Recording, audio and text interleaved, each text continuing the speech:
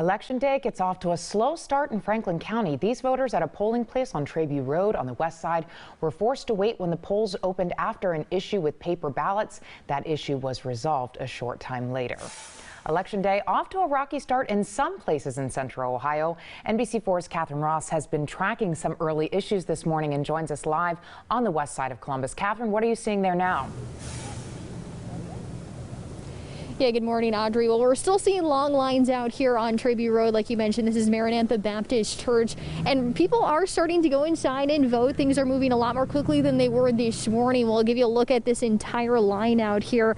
Now, it was certainly not moving very quickly earlier this morning. Some of the first voters tell me they got here shortly after 5 o'clock this morning, and then at 6:30 when the polls were supposed to open, workers told them they misplaced a key to the voting machines. An hour later, the Board of Elections sent a spare key and opened up everything. But more delays when the county's electronic registration system crashed.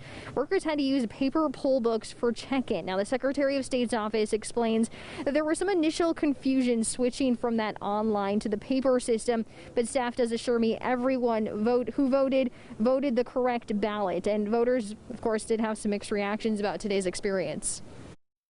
Very frustrating. Yeah, you'd think they'd have everything prepared and everything last night, and obviously it wasn't. My thing was, no matter what it took, I had to stand and make a difference. My vote does matter, and so I was going to stand here regardless of how long it took. Now, a precinct official did come outside and say that all of the machines are working properly and no one should have to use a provisional ballot. The Secretary of State's office tells me they expect Franklin County will be using that paper polling check-in system throughout the rest of the day. Live and local for you in Columbus this morning, Catherine Ross, NBC4.